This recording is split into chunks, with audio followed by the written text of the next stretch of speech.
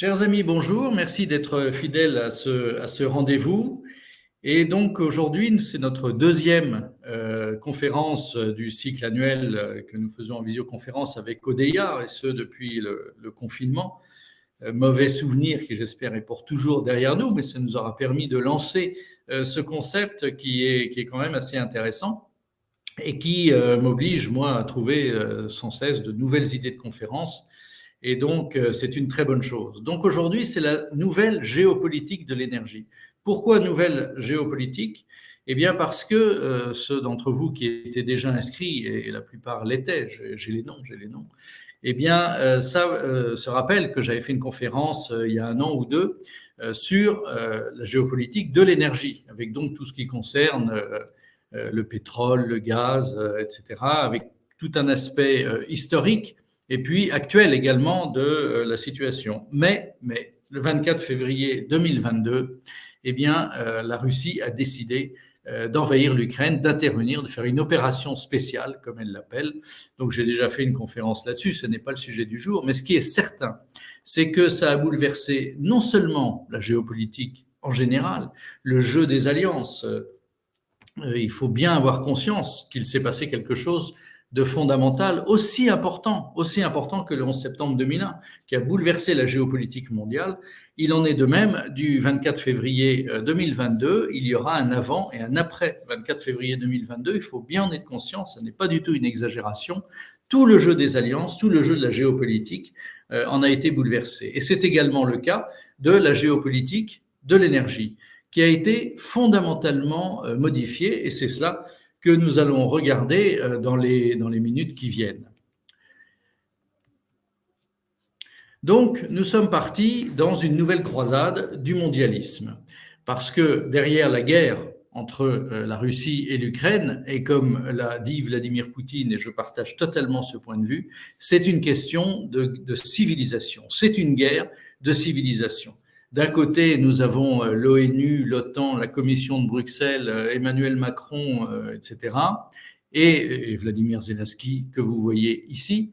Et de l'autre côté, nous avons une Russie fidèle à ses valeurs traditionnelles et qui a, dans ses discours, Vladimir Poutine rappelle régulièrement toute la décadence qui a envahi l'Occident, et que nous autres, catholiques et nationalistes et patriotes, appelons-les comme on veut, peu importe les étiquettes, mais qui aimons à la fois Dieu et la France, eh bien, nous subissons cette décadence. Et dans cette décadence, les deux personnages que vous voyez là jouent un rôle absolument fondamental. L'Ukraine, qui était le pôle mondial de la GPA, Ursula von der Leyen, qui, en représentant la Commission de Bruxelles, est vraiment dans le mondialisme, dans ce qu'il a de pire. Et dans la croisade qu'elle a lancée, avec elle Joe Biden en première ligne, l'Amérique en réalité, Joe Biden n'exerçant que peu le pouvoir aux États-Unis aujourd'hui, cette croisade qu'ils ont lancée, eh bien, a des conséquences absolument fondamentales. Alors, notre bien-aimé ministre de l'économie, que le monde entier nous envie, Monsieur Bruno Le Maire, eh bien, a dit qu'il allait provoquer l'effondrement de l'économie russe. Il a même été plus loin que ça, au-delà de l'effondrement de l'économie russe, ce qui, 6 mois après, nous fait un peu rire, mais un peu rire jaune, parce que s'il y a des économies qui vont s'effondrer, il ne semble pas que l'économie russe soit la première à s'effondrer.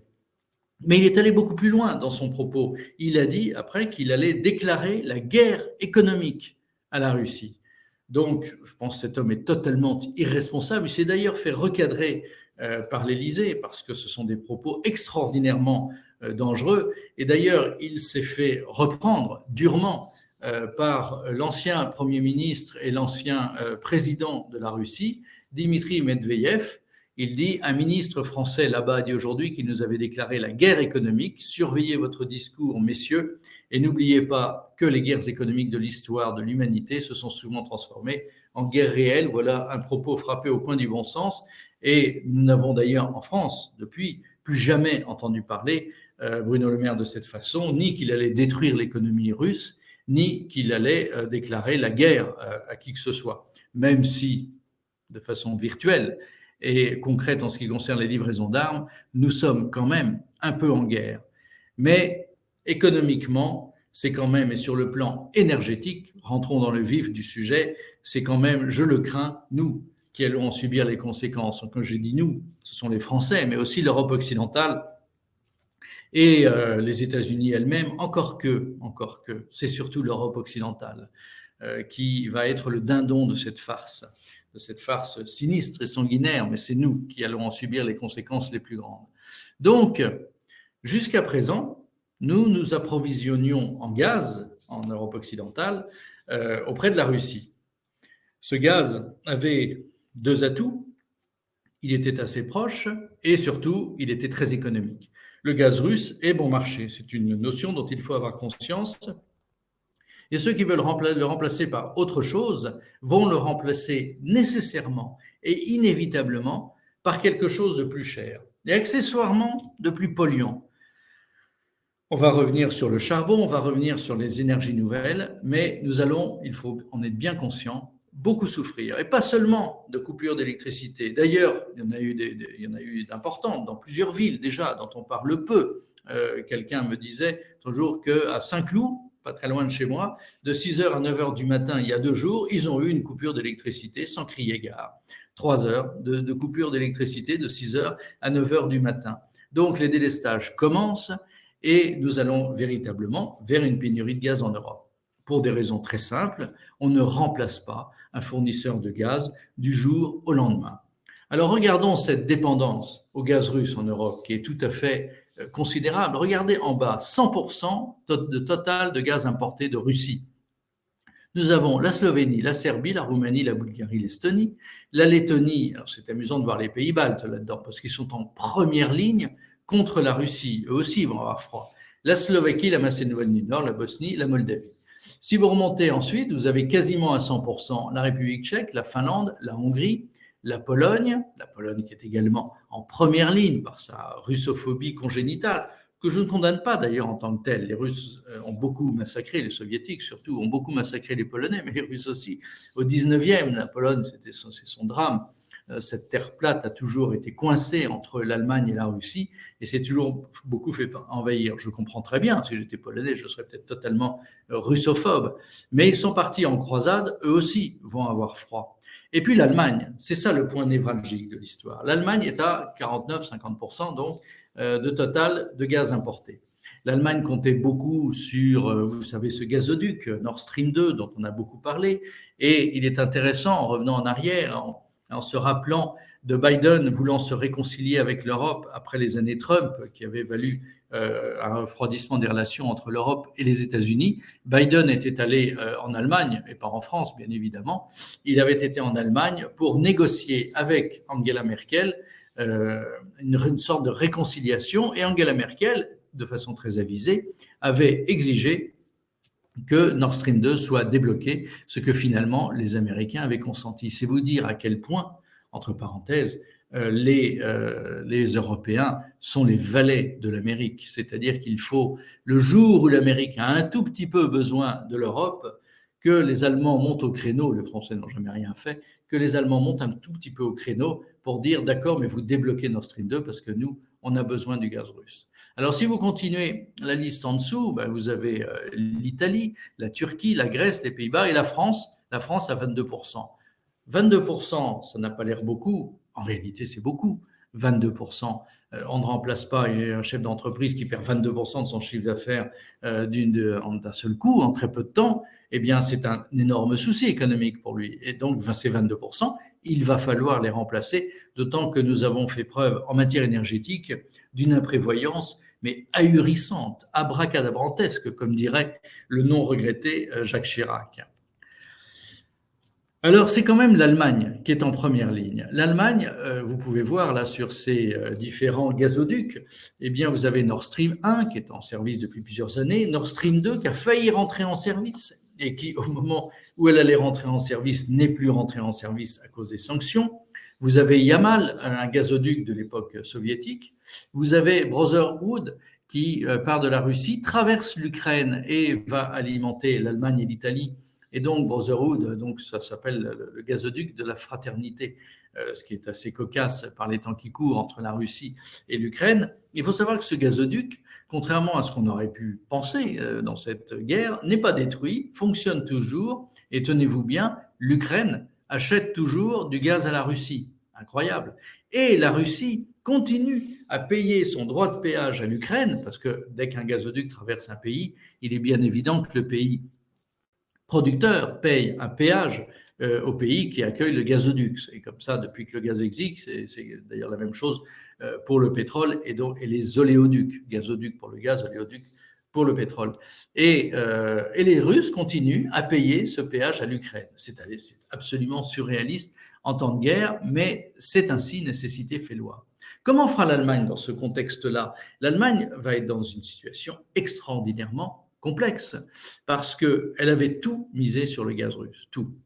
De façon imprudente, diront certains, mais elle comptait sur la stabilité de ses relations avec la Russie, qui sont des relations assez développées sur le plan commercial.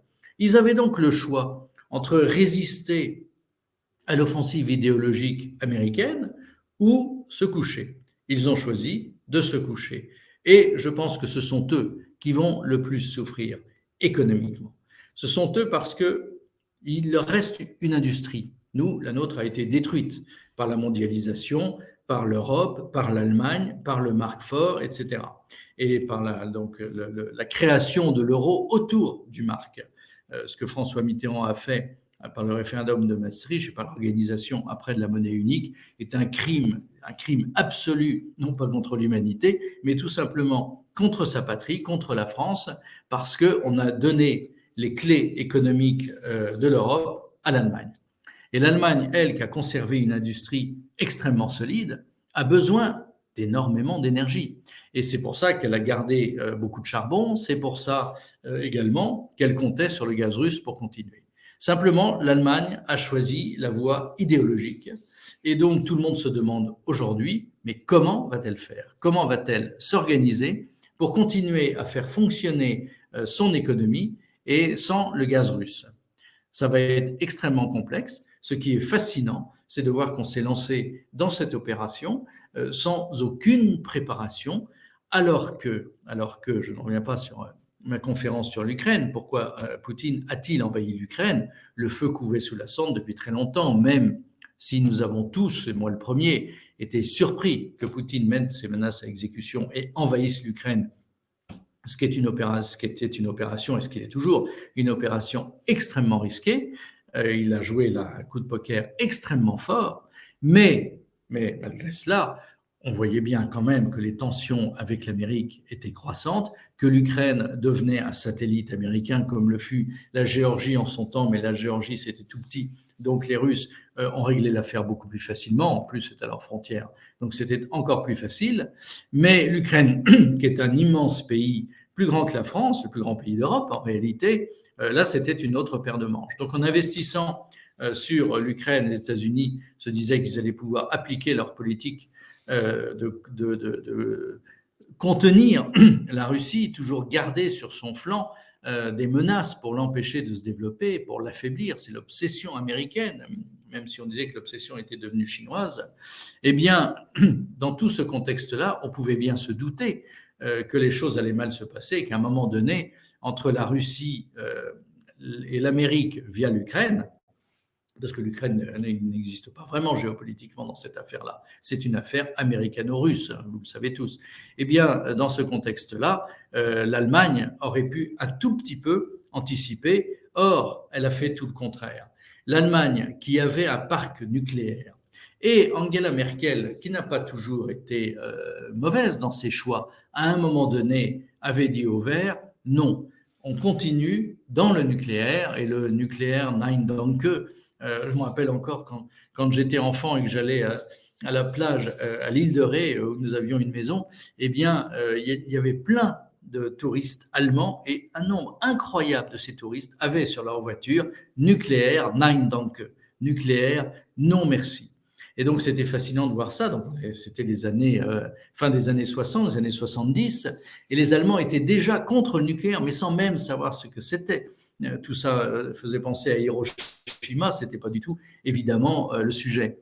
Et donc, cette phobie allemande d'un pays alors complètement décadent, presque plus décadent que le nôtre, et pourtant la concurrence est rude, eh bien, cette Allemagne a toujours refusé le nucléaire. Et Angela Merkel, assez courageusement, dans un premier temps, mais dans un premier temps seulement, avait considéré que le nucléaire était une nécessité pour l'Allemagne et que ça empêchait, ça pouvait mettre fin déjà à l'exploitation du charbon et surtout ça assurait la souveraineté énergétique à l'Allemagne. Et puis, il y a eu l'accident nucléaire au Japon de Fukushima. Et cet accident a été pour Angela un avertissement très fort. Les élections législatives venaient et donc elle s'est dit je vais perdre les élections législatives si je ne fais pas un grand geste contre le nucléaire. Ce qui était vrai d'ailleurs. Si elle n'avait pas fait ça, elle aurait sans doute perdu les élections et la gauche allemande par le SPD alliée aux Verts aurait gagné les élections.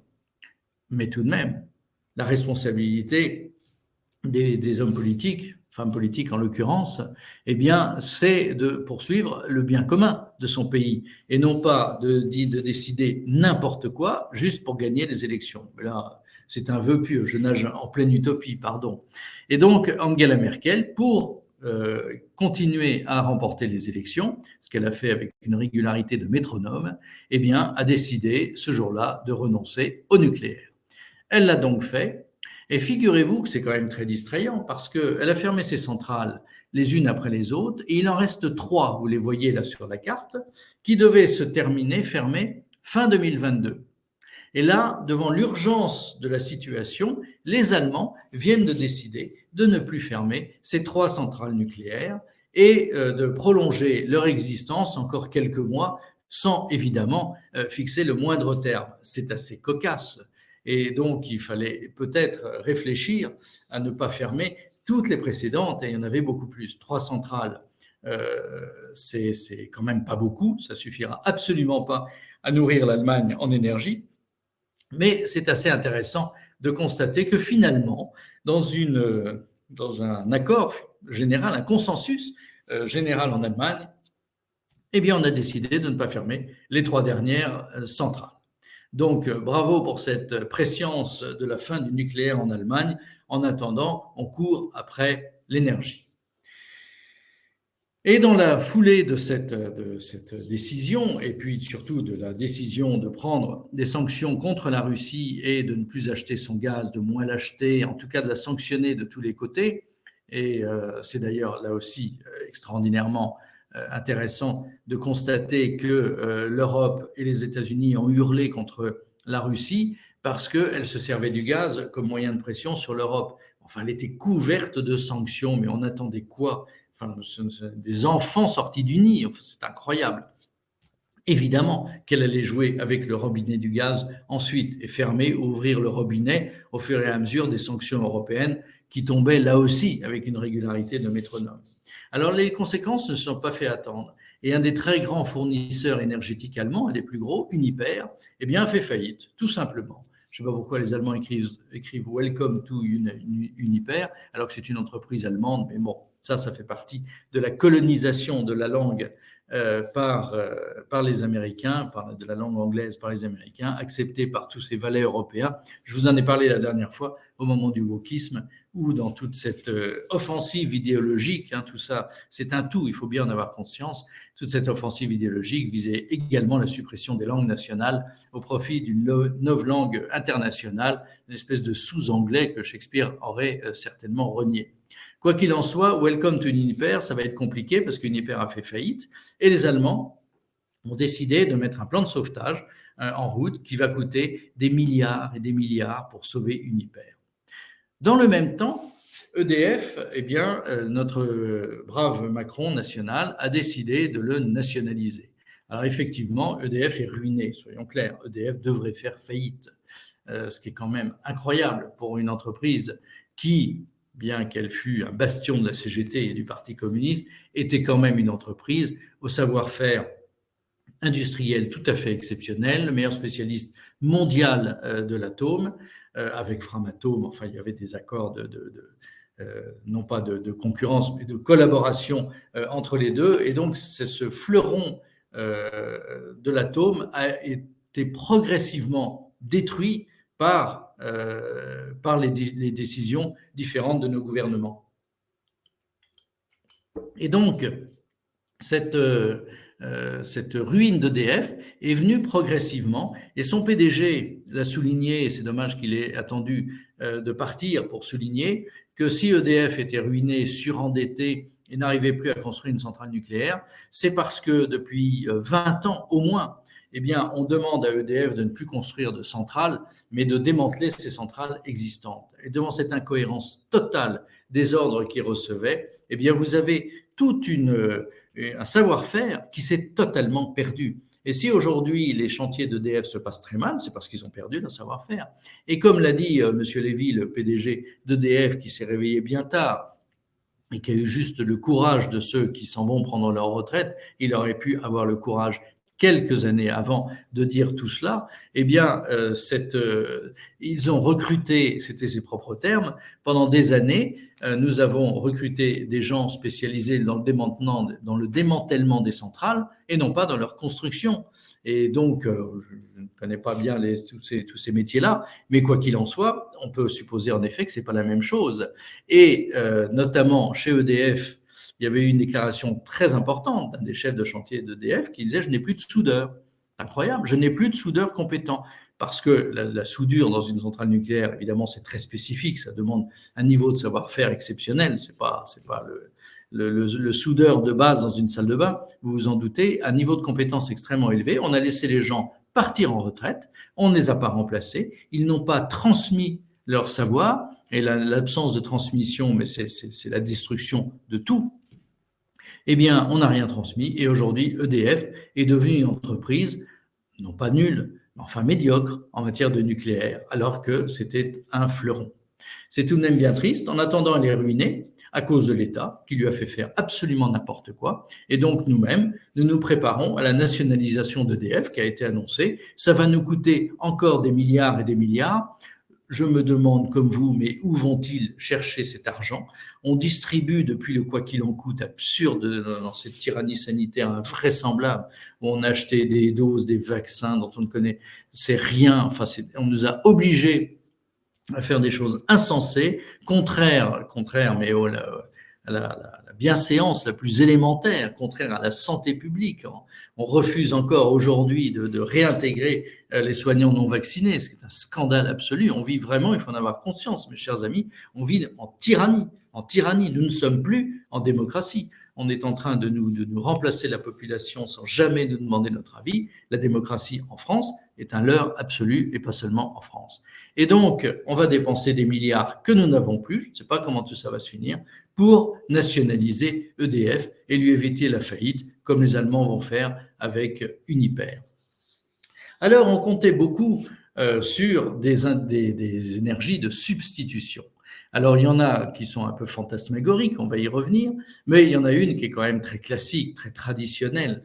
C'est évidemment tout ce qui est hydroélectrique, tout ce qui est lié au fleuve. Les premières usines, vous connaissez peut-être l'usine marémotrice de la Rance qui avait été inaugurée déjà dans les années 60. Et puis vous avez de multiples barrages dans le monde entier d'ailleurs, surtout les grands fleuves, ce qui n'est pas sans poser des problèmes de distribution d'eau très importants derrière.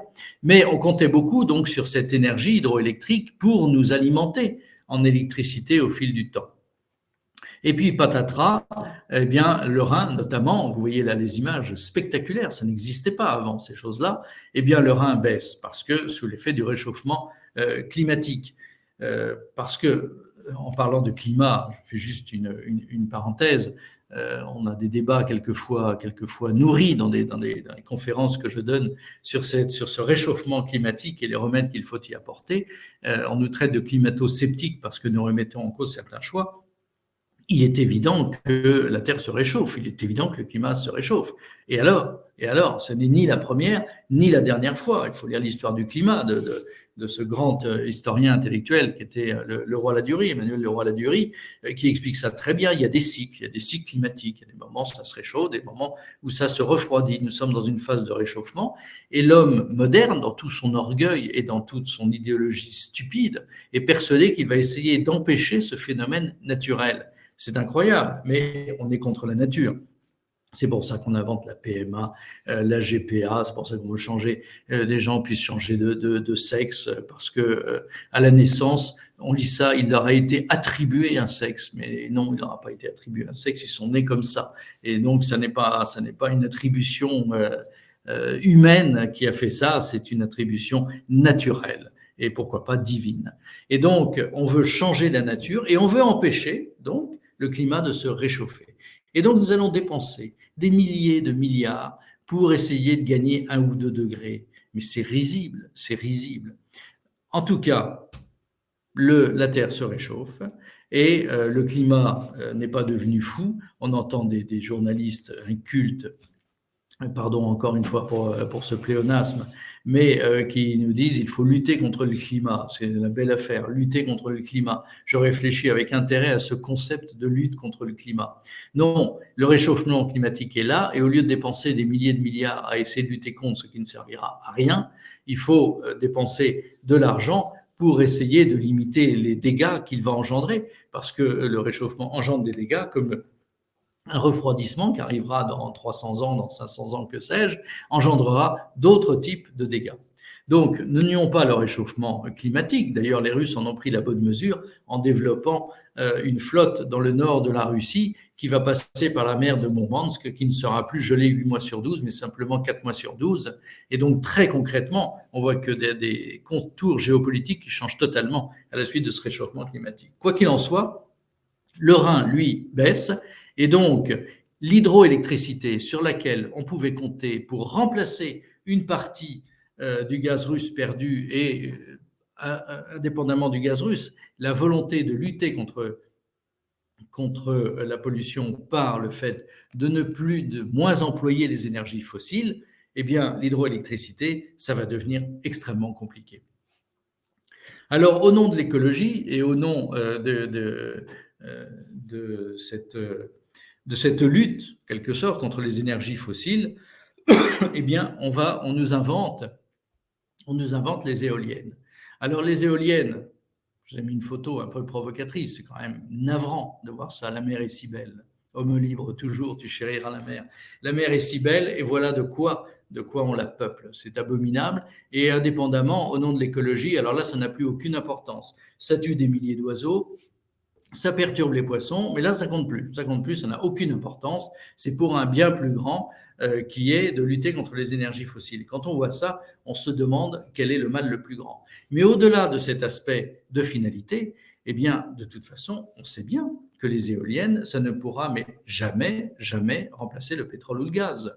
Contrairement à ce qu'on nous dit, du pétrole et du gaz, on en découvre encore régulièrement. On est loin, très loin, d'être au bout des réserves de l'un comme de l'autre. On découvre régulièrement, chaque année. J'ai rencontré un spécialiste, un ingénieur de l'Institut français du pétrole, qui me disait, chaque année, on découvre de nouveaux gisements. Il y en a encore pour très très longtemps avec le gaz et le pétrole. Donc, on décide de s'en passer. Très bien, mais il faut savoir par quoi le remplacer. Et donc, on nous sort ces mâts d'éoliennes dans la mer. Outre le fait qu'il en faudra énormément, que ça va coûter une fortune, que ça a rendu, à cause de la défiscalisation, à cause de l'écart de prix avec l'électricité telle qu'elle serait produite, et ça a produit des enrichissements invraisemblables de gens qui sont connus pour ça, des entreprises qui ne sont que sur ce segment-là, qui profitent des avantages fiscaux pour engranger des bénéfices absolument considérables, et nous allons subir ça. Alors, toujours dans le remplacement des énergies fossiles, eh bien, on nous annonce que la voiture électrique, c'est l'avenir. Et vous avez sûrement vu cela, en 2035, il ne pourra plus y avoir ce qu'on appelait des moteurs à explosion, c'est-à-dire des voitures traditionnelles. Nous n'aurons que des voitures électriques. Personne n'y croit. Personne n'y croit. Que la voiture soit condamnée à terme, pourquoi pas? On a bien mis un terme à la machine à vapeur, on peut mettre un terme un jour à la voiture, mais pour la remplacer par quoi? Par la voiture électrique. Mais pour l'instant, c'est pas du tout au point, mais pas du tout. On est en 2022, fin 2022, presque 2023, c'est-à-dire c'est dans 12 ans. Dans 12 ans, il n'y aura plus de voitures classiques, et il n'y aura que des voitures comme ça, électriques. C'est une blague. Personne n'y croit. Personne n'y croit. Les industriels de l'automobile font semblant d'y croire, sauf M. Tavares, le patron de Peugeot, si je ne me trompe pas, qui a dit de toute façon, tout ça va coûter une fortune et on ne sait pas faire des petites batteries pas chères. Parce que dans tout ça, il faut bien voir que ces voitures sont extrêmement coûteuses. On va obliger les gens à remplacer des voitures qui coûtent 15 000 euros par des voitures dont le prix moyen est de 50 000 euros. Vous voulez acheter une voiture 100% électrique aujourd'hui, c'est 50 000 euros, c'est pas 15 000. Vous achetez une petite voiture classique, c'est 15 000. Là, c'est 50 000. Comment on va faire les gens? Alors, on va subventionner. C'est ce que nous dit déjà le gouvernement. On va les subventionner. On aura fait faillite d'ici là, à ce train-là. Accessoirement, pour se ravitailler, pour se recharger les batteries, eh bien, bonne chance, hein, parce que alors peut-être que le 20 février, sur une aire d'autoroute, on doit y arriver, mais alors le 14 juillet ou le 1er août, bon courage. Il faudra faire la queue, ça prend une demi-heure, et vous aurez des queues, mais interminables. On est en retard de plusieurs années sur la construction des bornes de recharge. Et donc, la Commission de Bruxelles, avalisé par tout le monde, le Parlement derrière, les conseils des ministres, tout le monde a dit oui, oui, d'accord. Mais ces gens sont fous ou idiots, ou alors l'idéologie prime, il faut faire semblant, et puis on fait semblant. Et donc, ce substitut de la voiture électrique pour consommer moins de pétrole, c'est une blague. Ça ne marchera pas, nous ne serons pas prêts, et il faudra trouver autre chose. Et il faut aussi savoir, l'or blanc pollue, peu importe. Qu'est-ce que c'est l'or blanc? L'or blanc, c'est le lithium. C'est le lithium, c'est-à-dire ce qui vient permettre de fabriquer des batteries. Et donc, des batteries électriques qui constituent d'ailleurs une large part du prix très élevé de ces voitures, qui prennent une place absolument considérable. En fait, ce qu'ils veulent, c'est que les gens ne se déplacent plus. Et donc, pour tous ceux qui ont la chance d'avoir une résidence secondaire sur la côte atlantique, sur la côte méditerranéenne, que sais-je, mais c'est fini, on va y aller comment? On pourra y aller qu'en train, et on ne pourra plus y aller en voiture. C'est la fin de la liberté, là aussi. Quand je vous dis qu'on vit en tyrannie, je vous assure que je ne suis pas complotiste, et je vous assure que c'est le bon sens qui fait penser ça. C'est une tyrannie à laquelle nous assistons. Est-ce que là aussi, on nous a demandé notre avis? Non, nullement.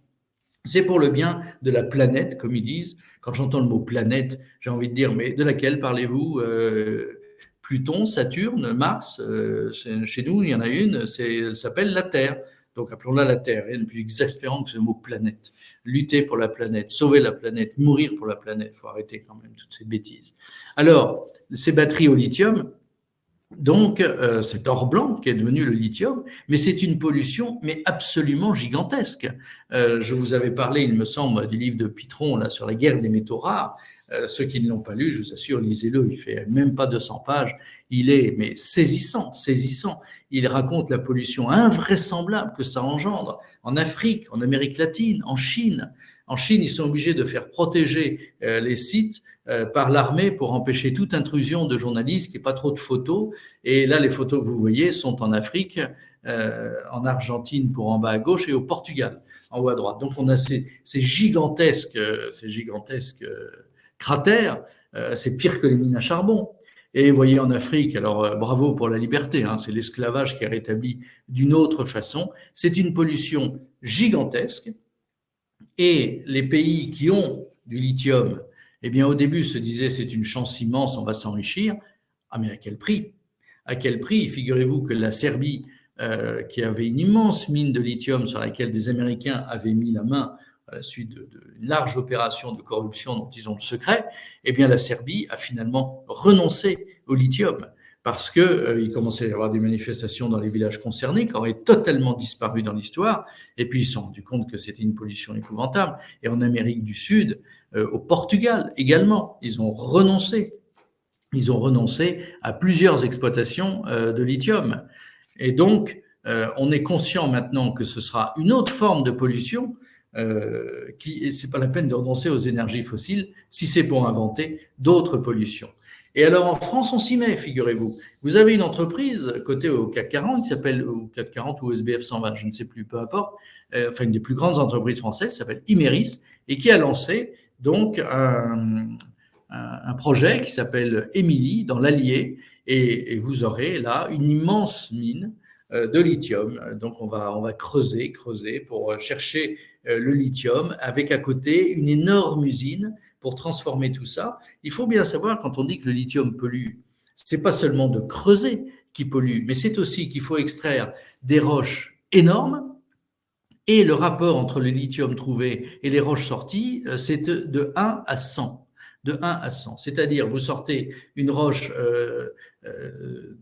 énorme et vous allez sortir 1% de lithium de cette roche. Et pour sortir 1% de lithium de cette roche, vous êtes obligé d'utiliser des millions de mètres cubes d'eau. L'eau qui est un bien si précieux et qui va devenir plus rare. Puisqu'il y a beaucoup moins de précipitations, il y a beaucoup plus de sécheresse, ça c'est évident, et donc l'eau va devenir un bien rare. C'est pour ça que la géopolitique de l'eau, d'ailleurs, va devenir un sujet extrêmement important. Eh bien, malgré ça, on va dépenser des mètres cubes et des mètres cubes. Et puis cette eau, à quoi elle sert? Elle sert à laver les roches pour en extraire le lithium. Eh bien, une fois qu'elle sera bien polluée, on va la rejeter. Où ça? On ne sait pas, ça n'est pas dit, ça n'est pas clair. Est-ce qu'on va revenir au grand moment d'avant le tout à l'égout, où on va rejeter directement dans les fleuves cette eau polluée? Évidemment, ça arrivera. Je peux vous dire qu'en Chine, c'est déjà le cas. Toutes les rivières, tous les fleuves chinois près de mines de lithium sont aujourd'hui totalement pollués, totalement. Et donc, en France, on y va. Donc, c'est Émilie dans l'Allier par Imerys. Regardez ça et vous verrez petit à petit des articles apparaître. Puis un jour, il y aura des manifestations. Pour l'instant, on n'en parle pas encore trop, donc il n'y a pas encore de manif.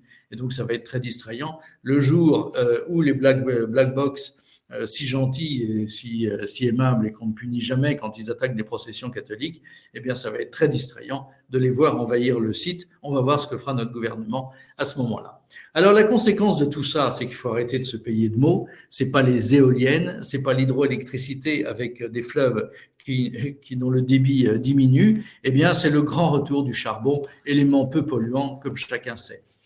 Donc, on a fait la guerre idéologique, morale aux Chinois parce qu'ils avaient énormément de centrales à charbon. Et le fait est que la Chine a énormément de centrales à charbon. La Chine est un pays totalement pollué aujourd'hui à cause des centrales à charbon. Évidemment que le charbon pollue de façon absolument gigantesque, et en Allemagne aussi. Eh bien, on revient au charbon. Et figurez-vous que la France s'y met en première ligne avec une hypocrisie, mais totale. Et donc, vous avez aujourd'hui les principaux pays exportateurs de charbon. Vous avez la Russie, alors elle va être sous sanction, donc elle va dévier vers l'Inde et la Chine. Vous avez l'Indonésie, très grand producteur, l'Australie, allons-y dans l'hypocrisie, continuons. L'Afrique du Sud, la France est un grand client de l'Afrique du Sud, donc nous développons nos importations d'Afrique du Sud. La Colombie, les États-Unis, toujours en première ligne, les donneurs de leçons numéro 1 de la Terre, eh bien, eux exportent tout ce qui est sale, ça n'a aucune importance. Vous vous rappelez aussi d'ailleurs le gaz et le pétrole de schiste, qui sont des éléments extrêmement polluants. On ne sait pas très bien. Le fait est que nous, en France, on a décidé de ne pas exploiter notre gaz de schiste, alors que nous en avons. Mais les États-Unis, eux, aucun scrupule, et on y va. Donc, c'est la grande relance du charbon. Et figurez-vous, je vous parlais de l'Afrique du Sud à l'instant, vous voyez là, en un an, entre 2021 et 2022, on est passé par 68 000 tonnes de charbon importé d'Afrique du Sud à 464 000 tonnes. On a multiplié par 7. Mais on se moque de nous. Et tout ça pour ne pas acheter du gaz russe. Très bien. Continuons à polluer et à nous ruiner. Le plus drôle, c'est la centrale à charbon de Saint-Avold. En France, on avait fermé toutes nos centrales à charbon. C'était fini, c'était un engagement, et comme vous savez, nos présidents successifs, surtout Emmanuel Macron, tiennent tous leurs engagements. Et puis voilà, le méchant Poutine a envahi l'Ukraine. Alors, il faut relancer le charbon parce que sinon, nos coupures, ça ne va pas être de 6h à 9h du matin à Saint-Cloud, ça va être dans toute la France la moitié de la journée si ça continue. Et donc, on a demandé aux chefs d'entreprise de la centrale à charbon de Saint-Avold, c'est un groupe privé, de relancer sa centrale. Le problème, c'est qu'elle était fermée, la centrale. Heureusement, pas depuis trop longtemps. Donc, on a demandé aux dirigeants de rappeler leurs salariés, on leur a donné des subventions, de toute façon l'argent est gratuit donc il n'y a pas de problème, pour relancer cette centrale. Donc ils ont rappelé tous leurs salariés qui étaient partis dans un plan social déjà très généreux. Et évidemment, les salariés qui étaient chez eux, alors celui de 58 ans, il est revenu assez volontiers, celui de 65 ans, un peu moins, mais bon, il y en a certains qui ont accepté, mais alors les conditions ont été draconiennes. Non seulement ils ont exigé des salaires très conséquents, mais après tout, c'est une bonne guerre, hein, mais en plus de ça, une prime à la signature, comme chez les footballeurs, de 5 000 euros par salarié. Et donc, cette centrale qu'on avait fermée à grand prix, on la rouvre à plus grand prix encore. Bravo, félicitations. Et donc, Saint-Avold a rouvert et Saint-Avold va reproduire du charbon pollué et nous permettre de nous chauffer un petit peu. Le plus drôle, c'est pour ça que je mets avec du charbon russe, point d'interrogation, eh bien, c'est que comme on n'avait pas assez de charbon, on importait jusqu'à présent du charbon russe pour compléter le charbon français devenu tout à fait insuffisant. Et donc, on se demande, d'ailleurs, on ne le sait pas, avec quoi cette centrale va tourner. Est-ce que finalement, on va quand même acheter du charbon russe? Parce que n'oubliez pas qu'à l'heure où nous parlons, on continue à acheter du gaz russe, à commencer par les Ukrainiens, ce qui est quand même la cerise sur le gâteau. Alors, après, il faut se pencher sur les réserves prouvées de gaz naturel, parce que tout ça, c'est bien gentil, mais comme on sait bien que les éoliennes, c'est pour la galerie, que les trucs solaires, les panneaux solaires, tout ça, bon, c'est bien, ça va compléter un petit peu. Mais qu'est-ce qui va remplacer le gaz ou le pétrole? Pour l'instant, rien. Soyons clairs. Rien ne va remplacer le gaz et le pétrole à court terme. Et donc, il faut faire ce que tout le monde fait, ce que tous les hommes politiques font, ce que tous les décideurs font. Qui a du gaz aujourd'hui? Quelles sont les réserves prouvées de gaz naturel?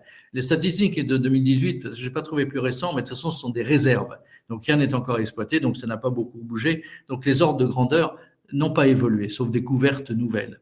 Et donc, pas de chance, les meilleurs, ce sont deux pays très méchants sous sanctions. La Russie, que vous voyez en haut, et puis en dessous, un autre pays tout en noir, eh bien, c'est l'Iran. Alors évidemment, on n'achète pas de gaz à l'Iran, parce que les Américains les ont mis sous sanction. C'est pas que j'ai la sympathie pour le régime des mollahs. Évidemment, j'étais en voyage en Iran au mois d'octobre, et je peux vous dire que les jeunes femmes que vous croisez dans la rue, elles ont le foulard très, très, très en arrière sur la tête, et on voit d'ailleurs, elles ne respectent pas complètement, elles portent toutes le voile, mais elles ne respectent absolument pas la bonne façon de le porter. Je n'ai aucune sympathie pour ce régime, mais quel est l'intérêt de ne pas leur acheter du gaz? Enfin, on a toujours fait dans le monde entier, y compris les régimes les plus catholiques, y compris Saint-Louis à son époque, on a toujours fait de ce qu'on appelait la real politique, c'est-à-dire la politique de bon sens. On achète du gaz là où il y en a. Si le régime n'est pas sympathique, eh ben tant pis, puis ça commence où? Ça s'arrête où un régime pas sympathique? Le Qatar, c'est sympathique, donc faut s'entendre là. Moi, j'ai pas plus de sympathie pour le régime qatari que pour le régime iranien. Quoi qu'il en soit, la Russie, l'Iran, ça marche pas. Les États-Unis, ça c'est bon. Et puis vous voyez les pays qui ont des réserves. Vous voyez en haut le Canada, au-dessus des États-Unis. En dessous, vous voyez le Venezuela. Puis vous voyez quelques pays d'Afrique, l'Algérie, la Libye, l'Égypte. Et puis un peu plus loin, la Chine. Mais elle est tellement consommatrice que de toute façon, ces réserves ne suffisent pas et il faut qu'elle en importe. Pareil pour l'Inde que vous voyez en dessous, un peu de pays du sud-est asiatique, et puis l'Australie et l'Indonésie. Et pour le pétrole, eh bien, nous avons, pareil, toujours Canada, États-Unis, Venezuela, le Brésil qui a un rôle à jouer important, l'Algérie, la Libye, on retrouve un peu les mêmes, la Chine, les pays d'Asie centrale que vous voyez là au sud de la Russie qui a été extrêmement bien dotée en gaz et en pétrole, ce qui est d'ailleurs un peu logique, parce qu'elle occupe une telle taille que s'il n'y avait pas de gaz et de pétrole, vraiment, ça n'aurait pas été de chance. Et en dessous, vous avez donc tous les pays d'Asie centrale. Alors, examinons un petit peu les pays les uns après les autres. Le Venezuela, il faut savoir quand même que ce sont des réserves de gaz et surtout de pétrole, mais immenses. On considère aujourd'hui que le Venezuela, ce sont les plus grandes réserves de gaz du monde. Et c'est bien pour ça que vous avez le président vénézuélien, Maduro, qui est très méchant, il est socialiste, en plus il est ami des Chinois, il est ami des Russes et il déteste les Américains. Donc les Américains ont tenté un coup d'État avec Juan Guaido, qui était le président de la Chambre, qui a prononcé la destitution de Maduro pour devenir président à sa place. Et il avait promis aux Américains, la CIA était évidemment à la manœuvre pour organiser ce coup d'État, et il avait promis aux Américains que l'armée le suivrait, il avait beaucoup de contacts, pas de chance, l'armée ne l'a pas suivi, et Maduro est toujours en place. Alors maintenant que Guaido est mis de côté, eh bien, les Américains se tournent vers Maduro en disant, bon, finalement, vous ne nous vendriez pas un petit peu de gaz et de pétrole, on est prêt à lever les sanctions. Et donc, Maduro, qui a une confiance relative dans la parole américaine, et peut-être n'a-t-il pas tout à fait tort, a dit, vous commencez par lever les sanctions et on verra après, mais moi, je suis prêt à vendre mon pétrole à qui veut. On dit souvent que Maduro est le plus mauvais gestionnaire qui soit parce qu'il a ruiné un pays assis sur des barils de pétrole. C'est vrai que c'est un piètre gestionnaire, c'est un socialiste. Si les socialistes savaient gérer, ça se saurait. Mais tout de même, comme la Syrie, comme l'Iran, eh bien, c'est un pays étouffé par les sanctions américaines.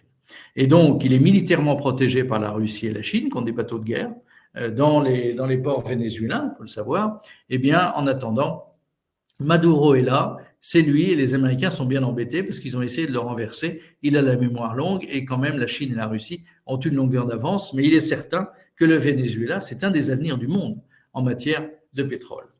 Le Canada, c'est un autre sujet. Le Canada, c'est extraordinaire. C'est l'écologie qui empêche de construire des gazoducs et des oléoducs. Vous voyez, la région d'Edmonton, dans l'Alberta, c'est là où il y a les gros gisements. Et donc, les Canadiens s'étaient dit, bon, ben alors, on va construire un gazoduc vers le Pacifique. Ça, c'est bon, ça a marché, il s'appelle Trans Mountain, vous le voyez sur la légende, c'est bon. Et puis, vous avez un autre gazoduc qui devait être construit, qui devait s'appeler Énergie Est, passer par Montréal, traverser donc toute la province de nos chers cousins du Québec et arriver dans l'océan Atlantique. Et patatras, figurez-vous que d'abord, les écologistes sont contre. Ah là là. Les écologistes sont contre, ça c'est bien embêtant. Au Canada, c'est très important, les écologistes. Mais en plus de ça, vous avez les Indiens. Les Indiens d'Amérique ont été exterminés presque jusqu'au dernier par ces bons donneurs de leçons des droits de l'homme que sont les Américains. Par contre, les Indiens canadiens ont été beaucoup plus préservés. Même si les Français et les Anglais se sont servis entre les Hurons, les Iroquois, enfin vous connaissez l'histoire, il y a eu quand même beaucoup de dégâts, mais il reste pas mal d'Indiens. Or, ça traverse leur territoire. Et donc, les Indiens ont dit, ben non, on n'a pas envie que ça traverse nos territoires. Les Canadiens ont dit, on vous donne on vous donne plein d'argent, les autorités canadiennes. Non, non, non, ça suffit pas, puis on veut pas, et puis ceci, et puis cela. Ils sont très bien sur leur terre et ils ont empêché la construction de ce gazoduc. Alors là-dessus, les Canadiens se sont dit, bon, alors on va contourner la difficulté, on va traverser toutes les États-Unis, excusez du peu en matière d'investissement, et on va transformer notre gaz et notre pétrole par les États-Unis. Alors, il y a une partie existante, mais qui n'est que partielle, et la partie proposée que vous voyez là, le Keystone XL, eh bien, avait été acceptée par Donald Trump. Et donc, les Canadiens avaient commencé leurs travaux et ils finançaient évidemment les travaux, une partie des travaux faits aux États-Unis. Et puis, l'ineffable Biden arrive et a dit non, non, non, non, moi je suis pour l'écologie, on interdit, on arrête, terminé. Et donc, pour l'instant, le projet est suspendu au nom de l'écologie. Et donc, les très importantes réserves canadiennes, pour l'instant, sont totalement inopérantes. Alors, vous avez ensuite les pays d'Asie centrale. Très important, tout ça, c'est l'ancien empire soviétique.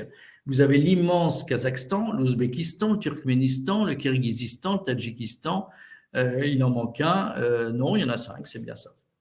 Donc, il y a 5 pays d'Asie centrale, ils se terminent tous par Stan. Pour la petite histoire, Stan, c'est un mot perse qui veut dire le pays, là où l'on est.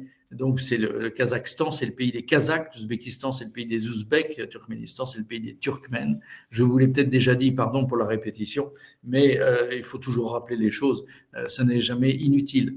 Et donc, ces stans, ces 5 stans, eh bien, ceux qui sont contre la mer Caspienne, le Kazakhstan et le Turkménistan, quand vous voyez le découpage des frontières qui avait été fait d'une façon quand même extraordinairement artificielle, c'est quand même pas de chance pour l'Ouzbékistan qui s'arrête juste avant. Mais lui, l'Ouzbékistan, il se retrouve avec pas de mer et pas de mer Caspienne. Bon, c'est comme ça. Donc, il y a le Kazakhstan et le Turkménistan qui, eux, ont plein de pétrole et plein de gaz. Parce que la mer Caspienne, c'est un réservoir considérable, non seulement de caviar, mais aussi de ça. Et le Kazakhstan, lui, est en première ligne. Alors, il y a eu un dictateur pendant 30 ans, Nazarbayev, un ancien oligarque communiste qui était au pouvoir et qui a passé la main à son ami Tokayev. Et donc, tout allait bien. On pensait que les choses continueraient comme avant, c'est-à-dire le Kazakhstan, pas trop défavorable à la Russie, mais pas trop défavorable à l'Occident, une espèce d'habile entre deux. Et puis, tout à coup, En janvier dernier, janvier 2022, il y a eu des émeutes. Il y a eu des émeutes au Kazakhstan dont on n'a pas très bien su d'où ça venait. Certains ont dit que c'est la CIA qui monte un coup d'État pour mettre un homme à lui. C'est pas évident. J'ai jamais été convaincu par cette thèse. Dieu sait si j'aimerais y accéder parce que j'ai pas beaucoup de sympathie pour la CIA ni pour les Américains. Mais je suis pas convaincu de cette thèse. Il faut toujours rester froid dans l'analyse et objectif. Moi, je crois plutôt que c'était des hommes de Nazarbayev qui, envoyés par Nazarbayev, à qui le pouvoir échappait, Nazarbayev espérait continuer à s'enrichir et à contrôler le pays par l'intermédiaire du faible Tokayev. Et Tokayev ne s'est pas révélé aussi faible qu'on ne le pensait, ça c'est souvent le cas. Et donc Tokayev a réprimé durement les émeutes. Il y a eu des centaines de morts, et donc les articles dans les journaux de nos médias préférés et les plateaux de télé, la BFM, LCI et compagnie, plus Le Monde et Le Figaro, disaient Tokayev, c'est épouvantable, finalement c'est un sanglant dictateur. Et puis la guerre en Ukraine est arrivée. La guerre en Ukraine, donc, qui empêche, qui nécessite de trouver des substituts au gaz russe. Eh bien, finalement, vous voyez là ici l'ineffable Tusk, le Polonais archi-pro-occidental, pro-américain, j'attends le moment où il va prendre la nationalité américaine, président du Conseil de l'Europe, figurez-vous, qui reçoit notre ami Tokayev. Et finalement, Tokayev, c'est quelqu'un de bien parce qu'on a besoin de gaz. Cette morale à géométrie variable est absolument fascinante. Le problème, c'est que, patatras, Moscou est toujours là. Or, le grand oléoduc du Kazakhstan, comme le grand gazoduc d'ailleurs, CPC, eh bien, part du Kazakhstan, de la mer Caspienne, et traverse toute la Russie jusqu'à la mer Noire. Et donc, c'est bien sympa tout ça, mais c'est quand même la Russie qui va contrôler cet approvisionnement. Et le Kazakhstan le sait très bien, et c'est pour ça que malgré ses envies de prendre son indépendance vis-à-vis de Moscou, eh bien, il va avoir beaucoup de mal parce que son énorme oléoduc passe par la Russie. Et donc, si la Russie veut que le gaz ne passe plus, eh bien, il passera plus. Et ce que vous voyez en dessous, donc, c'est le BTC, le fameux oléoduc qui part de Bakou, l'Azerbaïdjan, le pays qui essaye d'écraser nos amis arméniens, qui contourne l'Arménie, passe par la Géorgie, le nouveau pion américain, et descend jusqu'à Seyhan, le grand port pétrolier et gazier de la Turquie, pour ensuite aller vers l'Union européenne. Ça, c'est sûr que ça fait beaucoup de gaz pour l'Europe, mais pas du tout suffisamment pour remplacer celui de Moscou. Et celui du Kazakhstan, donc, reste sous contrôle russe. Mauvaise nouvelle géopolitique pour nos amis Macron, Biden et von der Leyen. Patatras, l'Arabie Saoudite elle-même prend son indépendance. Elle n'a pas du tout apprécié, vous vous rappelez de l'affaire Khashoggi, ce journaliste opposant, réfugié à Washington, qui écrivait dans le Washington Post, donc il était bien dans l'intelligentsia gauchiste américaine. Eh bien, il a eu l'imprudence d'aller en Turquie au consulat saoudien, parce qu'il était donc saoudien, et demander des papiers pour son mariage. Il n'est jamais sorti, il a été assassiné par les services secrets saoudiens. Et tout donne à penser que le prince héritier que vous voyez à gauche, MBS, Mohammed Ben Salman, ici à côté du roi régnant, mais qui est en tout petite santé, donc c'est bien Mohammed Ben Salman qui dirige l'Arabie Saoudite à côté, eh bien, il semblait bien que ce soit lui qui ait donné l'ordre. Et donc, au lieu, il faut choisir dans la vie, ou bien on fait des leçons de morale, mais après, on ne va pas faire la manche, ou bien on se tait. C'est peut-être pas très moral à certains moments, enfin après tout, on n'est pas obligé non plus de détruire l'économie de son propre pays pour un homme assassiné. C'est peut-être pas toujours facile, mais enfin quand même il y a des priorités dans la vie. Et donc Biden a traité de Mohammed Ben Salman de tous les noms et il a dit qu'il allait en faire un paria. Ça c'est très très intelligent d'avoir dit ça. Face au premier producteur mondial de pétrole. Deuxième maintenant, parce que les États-Unis, avec le pétrole de schiste, sont passés devant. Mais les réserves de pétrole saoudiennes n'ont rien à voir avec les réserves américaines. Et donc, dans cette affaire ukrainienne, il ne vous est peut-être pas échappé que jamais l'Arabie saoudite n'a condamné la Russie. Ils ont condamné l'invasion du bout des lèvres, ils ont voté oui, on condamne l'invasion, point. Et puis pour le reste, non seulement ils n'ont jamais été loin dans les sanctions, nulle part d'ailleurs, mais en plus de ça, ils se sont mis d'accord au cours d'une réunion de l'OPEP+, c'est-à-dire les pays de l'OPEP, plus la Russie et quelques autres pays. Et donc, ils se sont mis d'accord il y a quelques semaines pour une diminution de la production de pétrole dans des proportions relativement importantes. Et donc, ça a ulcéré l'Amérique, ça a stupéfié l'Occident. L'Arabie saoudite tourne vraiment le dos à l'Occident et regarde de plus en plus vers la Chine et vers la Russie. Alors, on fait son marché, on va voir le gaz algérien. Allez, l'Algérie, on a été très méchants, pardon, on a tué, on en a massacré. Bon, quand vous vous promenez à Alger, la moitié des immeubles, c'est les Français qui les ont construits. Vous prenez une route pour aller d'Alger à Oran ou d'Alger à Tipaza, ce merveilleux site romain que je vous recommande. On peut aller très bien, se promener en Algérie, c'est vraiment, ce n'est pas si dangereux qu'on vient le croire, pas dans le sud, mais en tout cas le long du littoral. Eh bien, toutes ces contritions, toutes ces repentances, je cherchais le mot, toutes ces repentances vont servir un peu, oui, mais les Algériens, ils ne sont pas plus bêtes que les autres, et donc ils disent très bien, mais nous, on a beaucoup de gaz, c'est vrai, d'ailleurs c'est les Français qui l'ont découvert, passons, on a beaucoup de gaz, mais on n'a pas assez de structure. Donc il faut que vous investissiez. En fait, ce qu'ils attendent, c'est qu'on leur paye des infrastructures qui leur permettront d'acheminer leur gaz. Et puis en plus de ça, l'Italie a un coup d'avance, c'est un comble. L'Italie, elle était quand même plutôt implantée, comme vous le voyez, en Tunisie, et puis plus loin à l'est, en Libye, qui fut une colonie italienne. Eh bien, ils ont quand même réussi à nous damer le pion en Algérie. Alors, il est vrai que les Algériens étaient ravis de nous faire un mauvais coup, mais les Italiens, eux, dès le mois de février, étaient en Algérie à négocier, et c'est eux qui, pour l'instant, ont récolté la plus grosse partie du gaz algérien. Et qui plus est, nous, on essaie de convaincre les Espagnols de prolonger le Medgaz que vous voyez là en vert, qui arrive à Almeria, au sud de l'Espagne, et pour le faire remonter jusqu'en France. Et les Espagnols disent, bon, oui, non, pas vraiment, on n'a pas très envie. L'Europe, c'est une chose formidable. Donc pour l'instant, on est bien coincé, et l'Algérie nous exporte un peu de gaz, mais pas tant que ça. Cela étant, là encore, on peut additionner tout ce qu'on vient de voir. Ça n'est pas un substitut suffisant face au gaz russe. Alors, il y a de nouveaux gisements qui ont récemment été découverts en mer Méditerranée. Et ces gisements, vous les voyez là, c'est partagé entre Chypre, le Liban, Israël et l'Égypte. Et donc, vous avez un gisement juste en dessous de la zone économique maritime de Chypre, que vous voyez, qui s'appelle Aphrodite. Il s'appelle Aphrodite parce que la déesse Aphrodite est censée être née à Chypre. Et juste en dessous, vous avez le gisement de Zor, gisement égyptien absolument considérable. En dessous, vous avez d'autres gisements égyptiens, mais qui, eux, sont partiellement en activité déjà.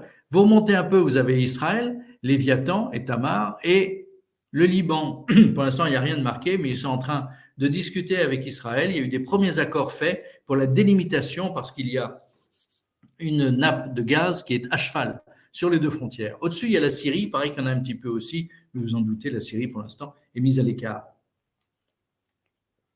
Ce qui est intéressant dans cette histoire, c'est que ce gaz qui a été découvert est en quantité véritablement très importante. Là encore, pas de quoi concurrencer la Russie, mais quand même, ça devient significatif. Si vous finissez par additionner tout ce qu'on vient de voir, c'est-à-dire l'Algérie, le Canada, on oublie pour l'instant, mais l'Algérie, le Venezuela, l'Égypte, aussi bien en pétrole qu'en gaz, ça commence à faire des quantités véritablement significatives. Simplement, pas de chance, nous, on passe notre temps à dire au maréchal Sissi, le patron de l'Égypte, qu'il est méchant, il y a des milliers d'islamistes en prison et c'est pas bien, ont-ils eu droit à des procès équitables? Quand on voit ce qu'ont fait les islamistes aux Coptes chrétiens en Égypte, franchement, il faut vraiment qu'on soit bête.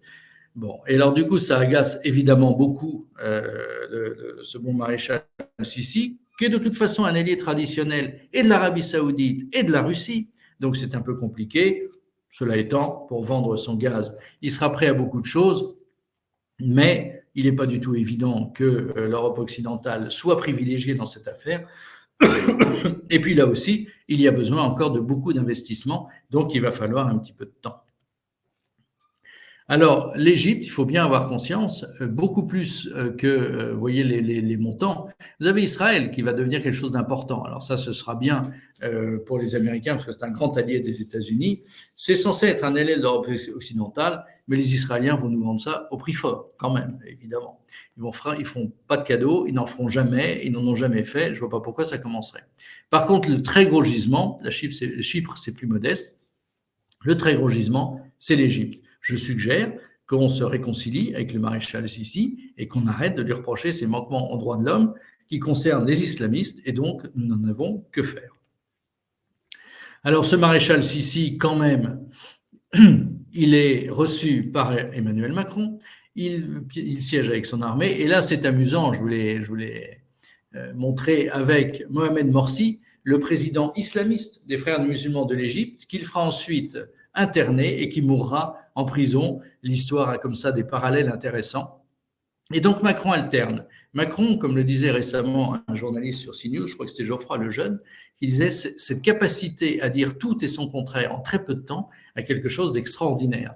C'est-à-dire que là, il bat vraiment tous les records. Et donc, après avoir dit que le maréchal Sissi ne respectait pas les droits de l'homme, il le reçoit en grande pompe à l'Élysée. Il n'est pas du tout évident donc que cela suffise. Alors l'avenir de l'Europe, c'est quoi? Eh bien, c'est le GNL américain. Alors, le GNL américain, comment ça marche? C'est du gaz naturel liquéfié. Donc, on sort du gaz de schiste, très polluant. On le sort donc de la terre américaine, on le fracture, on détruit les roches dans lesquelles est emprisonné ce gaz, on le lave à grande eau avec des millions et des millions de mètres cubes d'eau, et puis ensuite, on le liquéfie. Et on le promène sur ces grands bateaux qui traversent toute l'Atlantique. Bonjour l'empreinte carbone. Ensuite, il arrive dans des ports, là on le débarque, on le regazéifie, bien, tout ça est très peu cher comme vous vous en doutez, et on peut le vendre au prix fort au brave consommateur occidental parce que ses dirigeants ont choisi de se couper du gaz russe. Et le gaz russe, alors, comment il va faire puisqu'il n'a plus l'Europe occidentale? Ne vous inquiétez pas, Poutine, le méchant Poutine, si isolé diplomatiquement, eh bien, c'est arrangé avec l'Inde, et comme vous voyez, son isolement diplomatique est extrêmement fort, c'est-à-dire qu'il est devenu, il est ami avec les deux pays les plus peuplés de la Terre, c'est-à-dire la Chine et l'Inde, et donc le Premier ministre Modi l'accueille. D'ailleurs, c'est assez intéressant de voir que ce Premier ministre hindou, Modi, qui persécute un peu les musulmans indiens, ce qui ne va quand même pas nous affliger plus que ça, c'est leur problème, que des musulmans se fassent persécuter par des hindous, ça pourrait être l'inverse. Je suis désolé de cette brutalité de franchise, mais franchement, c'est pas tellement notre problème. Moi, quand un chrétien meurt en Syrie, ça me paraît beaucoup plus grave. Chacun son niveau de conviction, mais je sais que vous le partagez. Eh bien, c'est très intéressant de voir comment les médias occidentaux maintenant font de ce Premier ministre indien un méchant tyran, un méchant dictateur. Est-ce vraiment parce que des nationalistes hindous, avec l'approbation tacite ou pas, on ne sait pas très bien, de Modi, persécutent des musulmans, ou est-ce parce qu'il est ami avec Poutine? Donc ça, c'est une question à poser. Alors, le problème, ce n'est pas un trio complet, Chine, Russie, Inde, parce que l'Inde et la Chine ont des problèmes frontaliers dans le Tibet, et de temps en temps, même leurs soldats se tirent dessus, il y a des morts. Donc les affaires sont beaucoup plus complexes qu'il n'y paraît. En tout cas, Poutine est allié avec la Chine et Poutine est allié avec l'Inde. Donc forcément, il faut taper tous les jours sur la Chine et l'Inde. C'est fascinant de voir comment Poutine est devenu l'ennemi numéro un du monde occidental, mais avec une opiniâtreté qu'on a quand même rarement vue. Est-ce parce qu'il résiste? Alors, ces terminaux GNL, eh bien, vous les voyez, parce que le GNL, gaz naturel liquéfié, c'est bien gentil, mais on a 2 trains de retard en la matière. Fort logiquement, on ne voulait pas trop investir là-dedans parce que c'était ce qu'il y avait de plus cher. Et donc, investir dans une énergie monstrueusement chère, on ne voulait pas. C'est pour ça que les Américains avaient fait la cour à la Croatie, qui a fait construire plusieurs terminaux de GNL sur son sol. Les Espagnols, eux, ont fait ça dans leur coin. Les Allemands n'avaient rien anticipé comme il se doit. Et donc, maintenant, nous, on en avait quelques-uns. Vous les voyez là du côté de Fos-sur-Mer, côté de Dunkerque et puis près de Saint-Nazaire. Et donc là, on a quelques terminaux. Mais le problème, c'est que ces terminaux sont tout à fait insuffisants pour accueillir maintenant tout le GNL qui se promène sur mer. Et donc, il se passe quoi? Eh bien, figurez-vous, il se passe un phénomène extraordinairement comique. Vous avez une multitude de bateaux contenant du GNL qui attendent de pouvoir avoir un accès aux terminaux GNL, parce qu'il y a beaucoup plus de bateaux que de places d'accueil dans ces terminaux. Et donc, vous avez un embouteillage, la presse n'en parle pas, j'aurais pourtant des articles très amusants à faire, vous avez un embouteillage de bateaux qui attendent leur tour pour passer. Et alors, comme il y a une spéculation gigantesque sur les prix du gaz, évidemment, vous avez une cargaison qui part des États-Unis et avant d'arriver, eh bien, elle peut avoir changé 3 à 4 fois de propriétaire. Donc, ce marché est devenu fou, c'est n'importe quoi, mais en tout cas, c'est pas perdu pour tout le monde. Il y a encore beaucoup de gens qui s'enrichissent. Et puis, je vais finir par quelque chose de tout à fait nouveau qui s'est passé. C'est l'explosion, vous savez, des gazoducs Nord Stream 1, Nord Stream 2. Il fallait tout de même en parler. Eh bien, Nord Stream 1, Nord Stream 2, on sait maintenant que c'est un sabotage. Alors, nos médias qui ne doutent de rien disent que c'est les Russes, probablement, qui ont saboté leur propre gazoduc. C'est aussi crédible que lorsqu'on accusait les Russes de bombarder la centrale nucléaire de Zaporizhzhia, centrale qu'ils avaient conquise. Et donc, cette accusation est quand même du plus haut comique.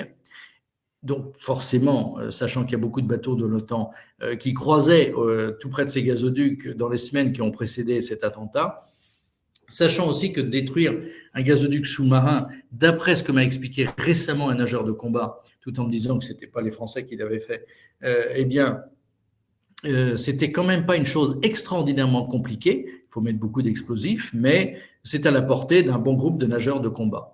Et donc, lui me donnait comme hypothèse, je vous la livre telle qu'elle, parce que c'est très compliqué à vérifier ce genre de choses, c'est même pas possible du tout d'ailleurs, c'est que sur des Américains, ce sont des nageurs de combat anglais qui ont fait le travail.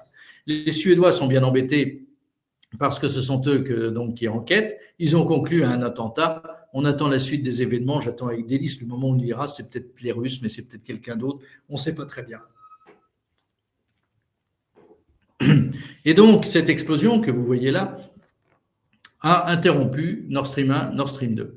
C'est parfaitement réparable, mais en l'occurrence, ça n'a aucun intérêt pour les Russes de le réparer parce qu'ils sauteraient aussitôt après.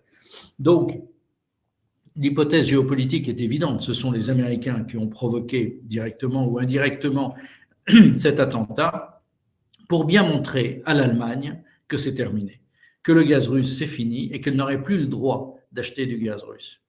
Et donc l'Amérique a vraiment pris le pouvoir en Europe. Et c'est intéressant de voir qu'au centre de l'Europe, chacun à sa façon, les Hongrois, Orban, qui dit mais les sanctions contre la Russie nous ruinent, vont nous détruire. De l'autre côté, les pays baltes et la Pologne, qui se rapprochent de l'Amérique comme jamais, déchaînés contre la Russie. Plusieurs pays comme la République tchèque, la Slovaquie, qui sont plutôt du côté américain, un peu pour la Slovaquie, un peu moins pour la République tchèque.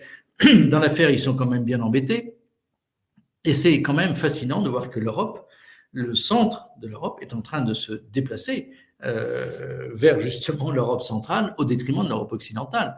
La parole française ne pèse plus, de toute façon on est ruiné, l'économie allemande va terriblement souffrir, les Anglais sont sortis, les Espagnols et les Italiens mènent le jeu de leur côté, l'Europe occidentale, les créateurs finalement de l'Europe comptent de moins en moins. Et c'est l'Europe centrale qui est maintenant au centre de façon très pro-américaine ou plutôt pro-russe. Et ce sont eux qui, en ce moment, pèsent dans les débats. Là aussi, c'est une bascule géopolitique qui va être intéressante à faire. En tout cas, c'est une nouvelle guerre là, qui a été déclarée par les Américains parce que tous ces gazoducs, tous ces éoléoducs, jusqu'à présent, étaient assez peu attaqués, même pas du tout, ou de façon très, très partielle au moment de conflits locaux. Ça n'avait pas de conséquences géopolitiques. Là, vous imaginez, si tout le monde s'y met. Donc, ça va obliger chaque pays à surveiller ses gazoducs et ses oléoducs de façon beaucoup plus importante, et notamment ceux qui sont sous la mer. Et Dieu sait s'il y en a. Et cette toile d'araignée dans l'Eurasie, l'Europe et l'Asie, que représentent les gazoducs et les oléoducs, c'est impressionnant. Donc, à tout moment, on peut avoir des attentats qui vont interrompre cette production de gaz et de pétrole. Et donc, c'est tout à fait intéressant de voir cette nouvelle guerre qui vient d'être déclenchée. C'est dire à quel point cette invasion de l'Ukraine modifie complètement la donne géopolitique. Donc voilà ce qu'on pouvait dire aujourd'hui. On appréciera au passage non seulement la préscience d'Angela Merkel avec la fermeture des centrales nucléaires, mais, et vous auriez été déçus si je ne l'avais pas rappelé, la fermeture de la centrale de Fessenheim, qui, contrairement à ce que raconte de façon parfaitement mensongère la ministre de l'Énergie, était dans un état de marche absolument impeccable. Et donc, on a choisi de fermer Fessenheim, là aussi, pour des raisons purement idéologiques. Nous avons des dirigeants qui ont choisi non seulement de nous faire avoir un peu froid cet hiver, éventuellement, mais surtout de nous ruiner. Ça, c'est beaucoup plus grave. Donc, nous sommes gouvernés, mais vous le savez, par des gens qui ne poursuivent absolument plus le bien commun, mais un biais idéologique sur lequel on se perd en conjecture et on finit par se demander si d'idéologues, ces gens ne sont pas en plus complètement déjantés, pardon pour l'expression familière, mais complètement déjantés. C'est impressionnant de voir à quel point ils n'ont aucune boussole stable. L'Amérique a sa boussole stable, la Russie a sa boussole stable, la Chine aussi. Mais l'Europe occidentale, mais que veut-elle finalement? Être un valet de l'Amérique? À ce moment-là, elle fait comme l'Angleterre, elle va jusqu'au bout du processus. Mais quand même avoir un peu d'indépendance. Ben alors à ce moment-là, on ne dit pas oui à tout. Et on dit, bon, nous, on continue à acheter du gaz russe. Et les Allemands, qui étaient soupçonnés par les Américains de vouloir continuer à rallumer Nord Stream 1, Nord Stream 2, rappelez-vous que les Russes n'avaient fait que fermer le robinet. Ils pouvaient parfaitement le rouvrir quand ils voulaient. C'est pour ça que ça ne peut pas être eux qui aient fait exploser ce gazoduc. Quel est l'intérêt? C'est exactement contraire à leur intérêt. Donc, évidemment, ils ne l'ont pas fait. Ils sont complètement idiots. Et donc, c'est pour empêcher, évidemment, les Allemands. Mais c'est symbolique. C'est fini. C'est fini. L'Europe occidentale n'existe plus. Voilà à quoi conduit une politique de sanctions purement idéologique. Et aujourd'hui, notre avenir est dans la voiture électrique et dans les éoliennes. On n'y croit pas une seconde, mais c'est une façon pour nous de constater à quel point nous sommes gouvernés par des minables. Je vous remercie de votre attention. Et donc, je regarde s'il y a des questions. Y a-t-il des questions? Eh bien non, écoutez, il n'y en a pas.